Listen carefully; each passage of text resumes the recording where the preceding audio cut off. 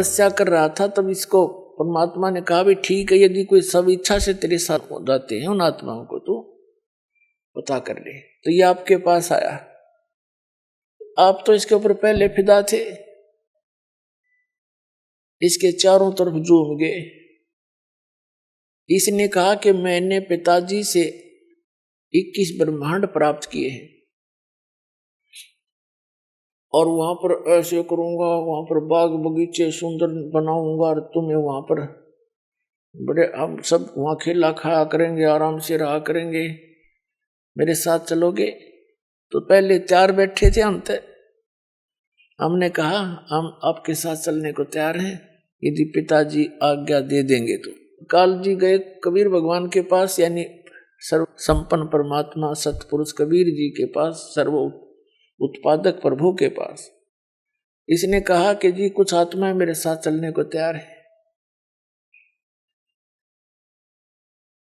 कबीर साहब ने यानी परमेश्वर ने, सतपुरुष ने कहा कि चल भाई मेरे सामने स्वीकृति दिला उनकी, मेरे सामने हाँ भरेंगे तो मैं अलाउड करूंगा, चल दोनों आगे। अब जब आकर पिताजी ने, हमारे परम पिता ने, हमारे मालिक ने कहा कि भी कौन कौन आत्मा इसके साथ जाना चाहते हैं बताओ।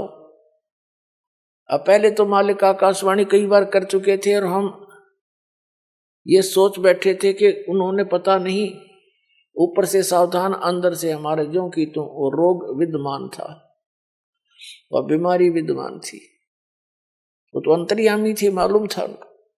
तो आकाशवाणी कर चुके थे कि इसके इस ड्रामे ने मत देखो, ये अपनी करनी यू आप पाओगा, इसको मत देखो।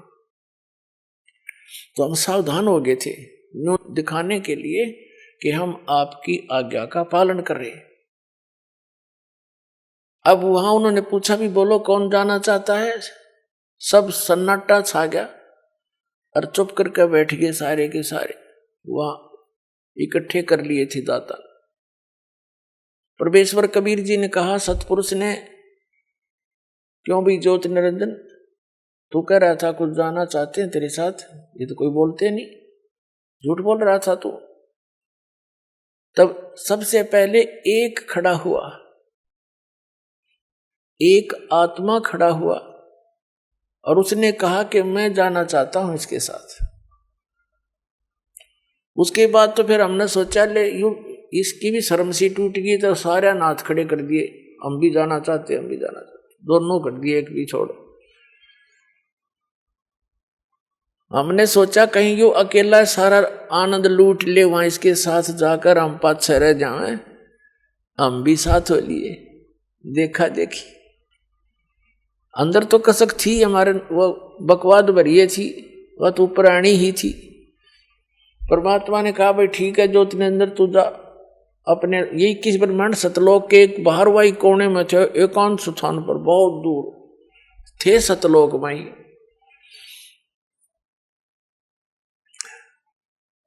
तो ये अपने लोक में आ गया, 21 ब्रह्मांड का एक लोक कहलाता है।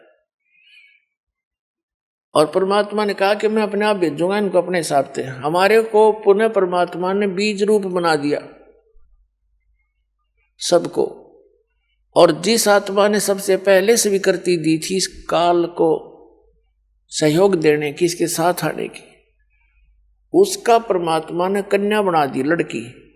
उसके प्रजनन इंद्री नहीं लगाई थी और खूब युवा लड़की सुंदर, और उसके अंदर परमात्मा ने हम सभी को बीज रूप में फीड कर दिया और अपने पुत्र सहजदास से कहा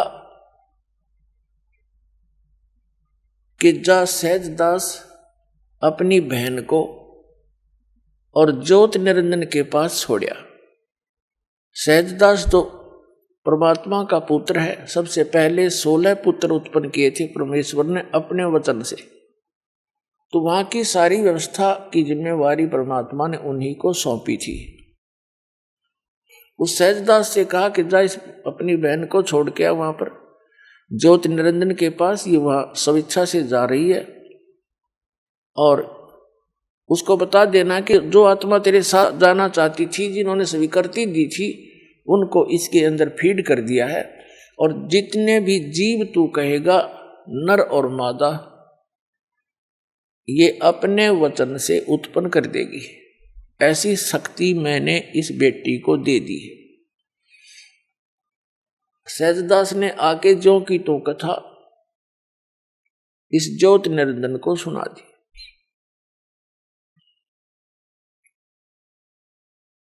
सहजदास वापस आ गया उस लड़की को वहां छोड़कर, जिसको अब दुर्गा कहते हैं, अष्टंगी कहते हैं, प्रकृति देवी कहते हैं। जब सहजदास वहां से आ गया, ये दोनों इकट्ठे रह गए। अकेली युवा लड़की को देखकर उस ज्योत निरंजन के अंदर एक खुरापात उत्पन्न हुआ। उसके रूप पर आसक्त होकर उसने उसके साथ बदतमीजी करनी चाहिए। लड़की भी उसके आव भाव से परिचित होकर कहने लगी कि ज्योत निरंजन देख, पहले तो तू मेरा बड़ा भाई, मैं तेरी छोटी बहन। तेरी उत्पत्ति पहले हुई अंडे से और बाद में पिताजी ने हमें उत्पन्न किया था। तुम हमारा बड़ा भाई है और बहन भाई का यो पाप, ये कर्म महाघोर पाप का कारण होता है। तो ये जुल्म ना करे। उसने एक नहीं सोची, देखा आगा पीछा कुछ नहीं देखा। इतना प्रभावित होगा वासनावश कि लड़की के साथ बदतमीजी करने की हद से बाहर पहुंच गया। आलिंगन बंद करना चाहा, ऐसे अभद्र तरीके से मुंह खोल के। उसको पता था कि यहाँ कोई आने वाला नहीं है। तो लड़की भी उसी बाप की बेटी थी, उसमें भी शक्ति थी। छोटा रूप बनाया, इसके मुख के माध्यम से पेट में पहुंच गई। अब वहां से पुकार करी कि पिताजी मेरी रक्षा करो, मेरी रक्षा करो। मेरे को काल ने अपने अंदर ग्रास लिया, मुझे कहीं स्थान नहीं मिला, इसलिए मैंने अपनी इज्जत की रक्षा के लिए इसके पेट में शरण ली है। तब परमात्मा ने अपने पुत्र जोगजीत का रूप स्वयं बनाकर और उसके पास प्रकट हो गए। नमस्कार सर। नमस्कार जी। सर आपका क्या नाम है? जी मेरा नाम राजकुमार है जी। राजकुमार जी, आप कहाँ से आए हैं? जी मैं गांव निगदू जिला कर और भक्ति करते थे लेकिन कोई लाभ नहीं मिल रहा था। फिर आप धंधन सतगुरु पंथ में भी गए, वहाँ भी आपको कोई लाभ नहीं मिला। तो सर क्या संत रामपाल जी महाराज जी के शरण में आने के बाद आपको कोई लाभ प्राप्त हुए? जी सर, संत रामपाल जी महाराज की शरण में आने के बाद मुझे बहुत लाभ हुए जी। अगर मैं उन लाभों को गिनवाना चाहूँ तो शायद आप थक जाओ सुनते सुनते, तो मतलब मैं बोलते बोलते नहीं थक सकता जी। मेरे इतने लाभ मिले जी। मेरी जो घरवाली थी जी, उसके गांठ बन गई थी जी आगे, तो छाती में गांठ थी जी उसके। उस गांठ की वजह से वो बहुत परेशान थी, उसमें बहुत दर्द होता था, उसको बहुत समस्या थी जी। उसको जो मासिक आते थे महीने के अंदर, वो उसके बंद ही नहीं होते थे जी। वो महीने में 10 दिन ही ठीक रहती थी और शरीर से बिल्कुल कमज़ोर हो गई थी जी। और वैसे भी बहुत ज़्यादा उसको तकलीफ़ थी। लेकिन संत रामपाल जी महाराज से नाम लेने के बाद उसको बहुत ज़्यादा आराम मिला जी। उससे तो हमारे परिवार में बहुत ही ज़्यादा खुशियाँ पैदा हो गई जी। और हमारे घर के अंदर जी इतनी मुस्सियाँ थी कि मैं बहुत परेशान था उनसे। मैंने घर में दवाई रख ली, चूहों की बिस्किट रख लिए, और भी बहुत मैंने इलाज किए ताकि यह किसी तरह यहाँ से चली जाएं या इनको मार दें, लेकिन वो कभी नहीं मरती थी जी। मैंने जोर लगा लिए, लेकिन मैंने संत रामपाल जी महाराज का इतना बड़ा, इतना अच्छा मतलब कि वो देखा कि जैसे ही हमारे घर के अंदर 3 दिन हो गए थे जी आरती और रामायणी चलते हुए, तो जिस दिन से वह चली, तीसरे दिन मैंने देखा मेरे घर में जी एक भी मुस्सी, एक भी चूही नहीं थी जी। यह भी मतलब एक चमत्कार ही है हमारे घर में हुआ, जो कि हमारे घर के अंदर एक भी चीज़ नहीं रही। मैं उनको क्या समझूं, वह भूत थे या प्रेत थे, लेकिन वह हमारे घर से एकदम से ही गायब हो गई जी।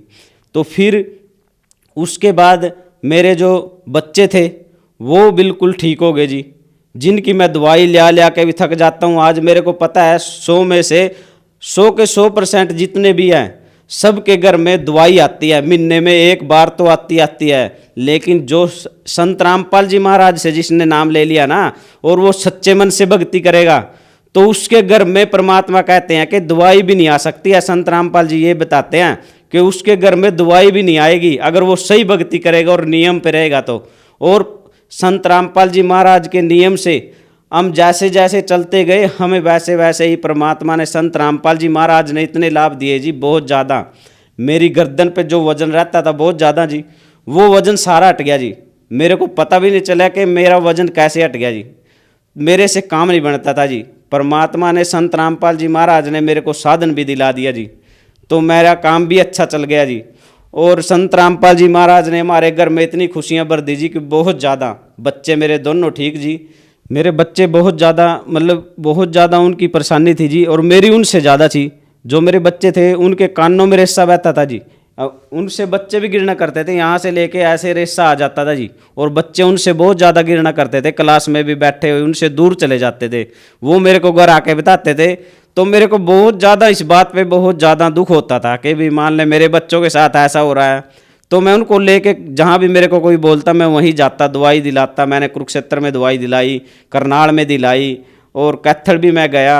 मेरे को जहाँ कोई बोल देता था मैं वहीं जाता था, लेकिन उसको कोई आराम नहीं होता था। जैसे दवाई मैं देता था, दवाई 10 दिन चली, 15 दिन चली, इतने दिन उसको बिल्कुल आराम हो जाता था, ठीक हो जाते थे वो।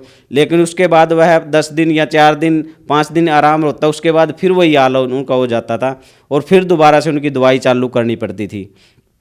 और मेरी जो लड़की थी उसको बहुत ज़्यादा परेशानी थी, उसको प्रेत बाधा थी जी।